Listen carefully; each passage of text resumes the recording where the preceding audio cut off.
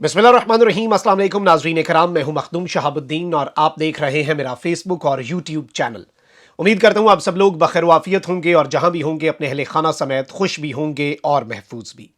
नाज़रीन कराम, आज खौफ का पहला बुत टूट कर किरची किरची हो गया है। यह बुत तोड़कर पाश पाश कर दिया गया है और इमरान खान के लिए यह एक बहुत बड़ी खबर है और यह उसी जानिब इशारा है और उसी जानिब पहला कदम है जिस हवाले से गुज़श्ता 2-3 दिन से हम आपके सामने कुछ कंसर्न्स रख रहे थे कि अब खुलकर खेला जाएगा और अब सब जो हैं दोनों साइड से बाज़ाब्ता तौर पर खुलकर एक खेल का आगाज हो चुका है।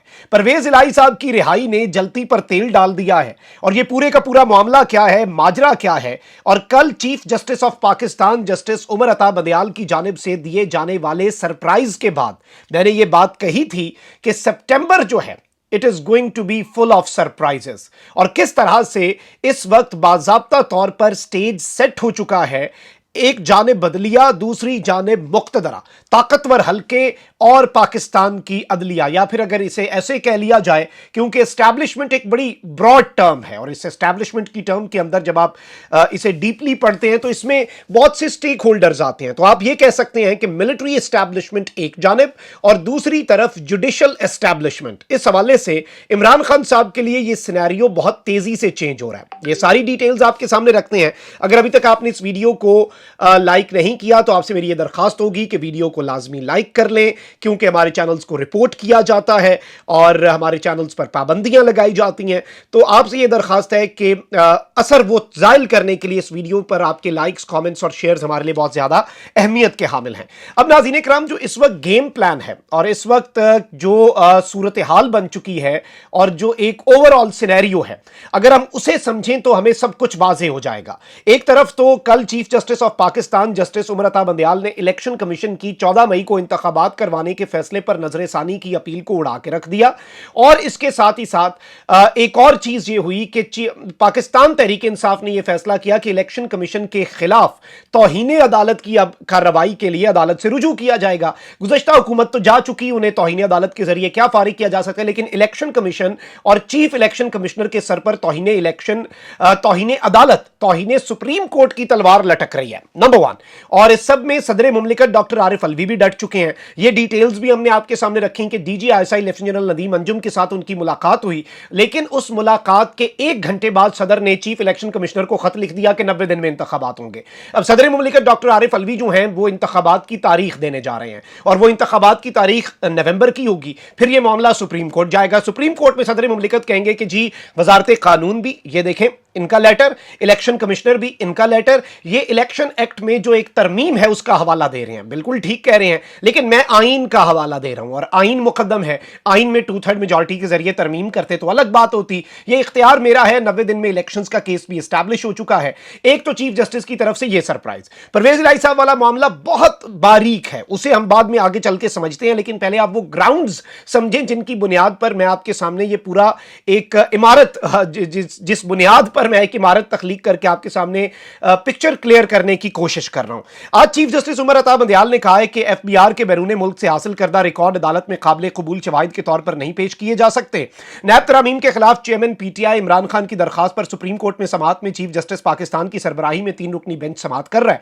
जस्टिस एजाजुल हसन और जस्टिस मंसूर अली शाह बेंच का हिस्सा है।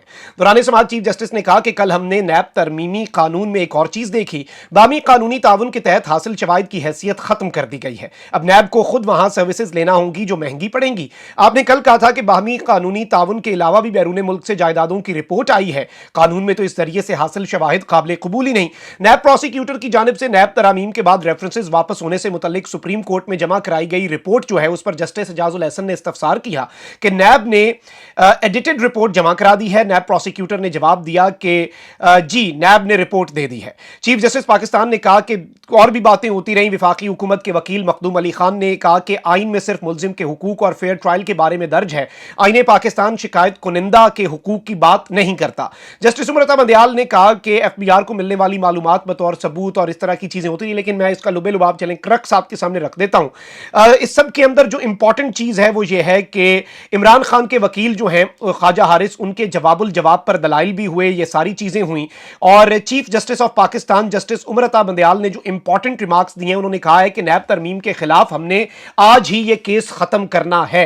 यानी चीफ जस्टिस इस वक्त बाज़ाब्ता तौर पर अगर ये नैब तरमीम का मामला जो है, इसमें चीफ जस्टिस वो आइन और कानून का डंडा हाथ में उठा लेते हैं और नैब तरमीम जो हुई, जिनकी बुनियाद पर एनआरओ दिया गया, जिनकी बुनियाद पर इन्होंने अपने केसेस खत्म करवाए, जिनकी बुनियाद पर अब से 4-5 दिन पहले मरियम नवाज के खिलाफ एक और केस वापस ले लिया गया, उन नैब तरामीम के खिलाफ इमरान खान साहब की, ये इमरान अहमद खान न्याजी की ही दरखास्त है जिस पर चीफ जस्टिस समाअत कर रहे हैं और कह रहे हैं मैंने ये केस आज ही खत्म करना है और इसका फैसला भी चीफ जस्टिस जाने से पहले पहले सुना के जाएंगे।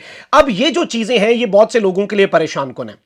परेशान कुन किस तरह से हैं कि वो इस वक्त सर पकड़ के बैठे हुए हैं और वो कह रहे हैं कि जी चीफ जस्टिस इसे भी रिवर्स कर देंगे, उसके अलावा चीफ जस्टिस इलेक्शन कमीशन को भी फारिग कर सकते हैं, 90 दिन में इंतखाबात करवाने का मामला जो है उसके ऊपर सदर मुमलिकत की तरफ से सुप्रीम कोर्ट से रुजू भी हो सकता है।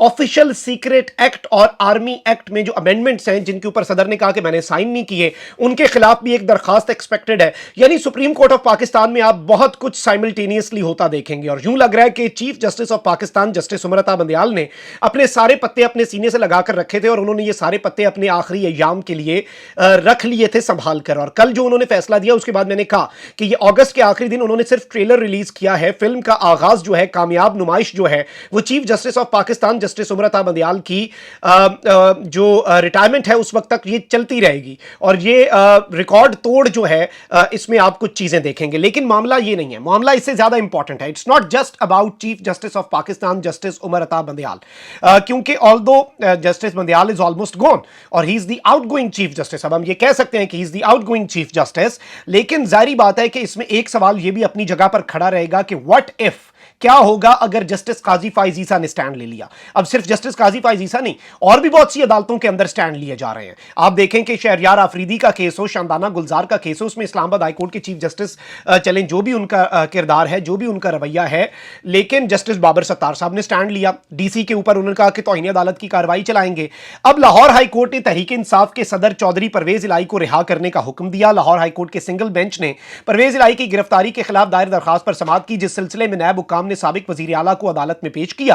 परवेज इलाही ने नैब की जानिब से अपनी गिरफ्तारी को अदालत में चैलेंज किया था और जस्टिस अमजद रफीक ने परवेज इलाही को पेश ना करने की सूरत में डीजी नैब के वारंट जारी करने का कहा। उन्होंने कहा कि अगर परवेज इलाही को यहां पे पेश ना किया, मैं डीजी नैब के वारंट गिरफ्तारी जारी करूंगा, वो फिर आएगा इधर गिरफ्तार होकर। अदालत ने जुम्मे के रोज परवेज इलाही की दरखास्त पर फैसला सुनाते हुए उन्हें रिहा करने का हुक्म दिया। लाहौर हाईकोर्ट में समाअत के दौरान जस्टिस अमजद रफीक ने इस्तफसार किया कि क्या एहतसाब अदालत को बताया था कि इंट्रा कोर्ट अपील खारिज हो गई थी। इस पर नैब प्रोसिक्यूटर ने कहा कि ये तो मेरे इल्म में ही नहीं। नैब प्रोसिक्यूटर के जवाब पर जस्टिस अमजद रफीक ने कहा कि इसकी मुकम्मल इंक्वायरी होगी, मैं अभी परवेज इलाही को फौरी तौर पर रिहा करने का हुक्म दे रहा हूं। लाहौर हाईकोर्ट ने परवेज इलाही की रिहाई का तहरीरी हुक्मनामा जारी कर दिया, जिसमें अदालत ने कहा कि परवेज इलाही को नैब या कोई अथॉरिटी और एजेंसी गिरफ्तार नहीं करेगी। यानी ना कोई एजेंसी, ना कोई अथॉरिटी, ना कोई लॉ एनफोर्समेंट का इदारा, कोई भी परवेज इलाही को गिरफ्तार नहीं करेगा, जबकि परवेज इलाही को किसी भी कानून के तहत नजरबंद नहीं किया जाएगा, क्योंकि एंड पे इनके पास एमपीओ बचता है, मेंटेनेंस ऑफ पब्लिक ऑर्डर का जो ऑर्डिनेंस है वो बचता है, एक्ट बचता है। वाज़ेह है कि परवेज इलाही ने जब पहली बार लाहौर हाईकोर्ट में दरखास्त दायर की थी तो अदालत ने उनको तमाम केसेस में जमानत दी थी और उन्हें किसी भी पेंडिंग इंक्वायरी में गिरफ्तार न करने का हुक्म दिया था। लेकिन अदालत के सिंगल बेंच के फैसले के खिलाफ पंजाब हुकूमत ने 2 रुकनी बेंच के रूबरू अपील दायर की थी, जिसने सिंगल बेंच के फैसले को मुअत्तल कर दिया था। इस दौरान नैब ने परवेज इलाही को किकबैक्स के केस में गिरफ्तार कर लिया। अब यहां पर जो इंपॉर्टेंट चीज है नाज़रीन इकराम वो यह है कि जस्टिस अमजद रफीक ने चौधरी परवेज इलाही को गिरफ्तार करने आई पुलिस को ही हुक्म दे दिया, क्योंकि ये यहां से परवेज इलाही साहब को अरेस्ट करना चाहते थे। परवेज इलाही साहब फौरी अपने वकीलों के साथ कमरा अदालत में बैठे। परवेज इलाही साहब ने कहा कि जी जब तक मुझे तहरीरी हुक्मनामा नहीं मिलता, मुझे साइंड और ऑथराइज्ड कॉपीज नहीं मिलती, मैं यहां से नहीं निकलूंगा।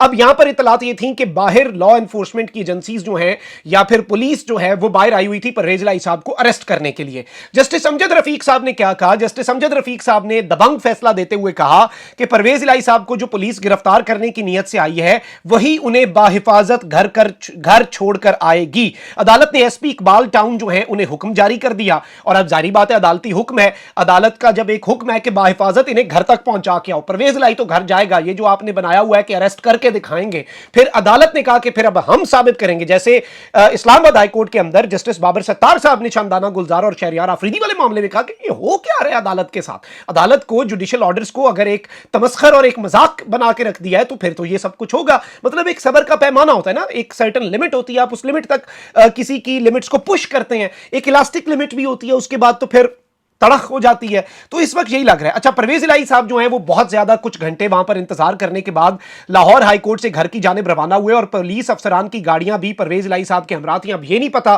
कि इस सब के अंदर एक चीज बड़ी वाज़ेह है कि ये मामलात जो हैं ये जुडिशियल इस वक्त जो साइड है या फिर पाकिस्तान की जो जुडिशियल एस्टैब्लिशमेंट है वो इस वक्त स्टैंड की तरफ जा रही है और एक स्टैंड लेने की तरफ मामलात जा रहे हैं। देख लें जस्टिस आमिर फारूक साहब से किस तरह से सुप्रीम कोर्ट ऑफ पाकिस्तान ने इमरान खान साहब के तोशाखाना सजा मुअत्तली के केस पर फैसला करवाया। अब बाकी अपील जो है वो जस्टिस आमिर फारूक साहब ऑब्वियसली उन्हें आराम आराम से सुनेंगे, लेकिन वो अपीलें यहां से होंगी तो चीफ जस्टिस तक जाएंगी। हो सकता है उसमें एक कोशिश ये भी हो कि चीफ जस्टिस उमरता बंदयाल साहब की रिटायरमेंट का इंतजार किया जाए। लेकिन व्हाट इफ, मैं बार बार ये कह रहा हूं, what if Qazi Faez Isa takes a stand. इस वक्त मैं ये जाती तौर पर समझता हूं कि मुल्क के अंदर ये जो इदारों की कोलिजन है ये नहीं होनी चाहिए। सारे इदारे हमारे लिए जरूरी हैं, अपनी जगह इंटैक्ट रहें, अपना अपना काम आईनी दायरा कार में रहते हुए करें। पार्लियामान जरूरी है, पाकिस्तान की जुडिशरी जरूरी है, पाकिस्तान की आर्म्ड फोर्सेस तो जिस तरह के हम हालात में रह रहे हैं, कल अभी देखें हमारे नौजवानों ने जामे शहादत नोश किया, दिल अभी भी खून के आंसू रो रहा है, वो आपके और मेरे लिए जाने दे रहे हैं, वो हमारे लिए बहुत ज्यादा इंपॉर्टेंट है। एज इमरान खान साहब सेड कि पाकिस्तान के लिए पाकिस्तान की फौज इमरान खान से भी ज्यादा जरूरी है। ये खान साहब ने बात की थी, किसी वजह से की थी। जाहिर बात है जिस तरह के हालात में पाकिस्तान रह रहा है, हमारी फौज हमारे लिए बहुत ज्यादा जरूरी है। इदारों का टकराव मैं समझता हूं बिल्कुल नहीं होना चाहिए। बड़ों को सर जोड़कर बैठकर एक बड़ी बैठक लगाएं, एक नेशनल डायलॉग, एक बड़ा जिरगा, जो मर्जी से कह लें, लेकिन बड़े जो हैं देखें जब भी मसले होते हैं ना तो वो जंग, बड़े से बड़ी जंग की हिस्ट्री खोल लें, जितनी मर्जी तबाही हुई हो, तबाहियां हुई हो, बम चले हो, एटम जो मर्जी चलाओ, एंड पे क्या होता है, एंड पे सब बैठते हैं। तो भाई पहले ही बैठ जाएं, पहले ही बैठ जाए ना। तो ये एक पूरे पाकिस्तान की कौम पे एहसान अगर पाकिस्तान के बड़े करें। लेकिन इस वक्त तक ये है कि जो जुडिशरी है वो यूं लग रहा है कि वो खौफ का पहला बुत तोड़ चुकी है, और अब आप उसके मजीद जो असरात हैं वो आने वाले दिनों के अंदर देखेंगे, जिसे आप आफ्टर शॉक्स कहते हैं, और कुछ नए शॉक्स भी आएंगे, कुछ नया रिएक्टर स्केल पे देखते हैं कि इसके क्या झटके होते हैं। कमेंट सेक्शन में राय का इजहार जरूर करें। अपना बहुत ख्याल रखें। अल्लाह निगहबान। पाकिस्तान जिंदाबाद।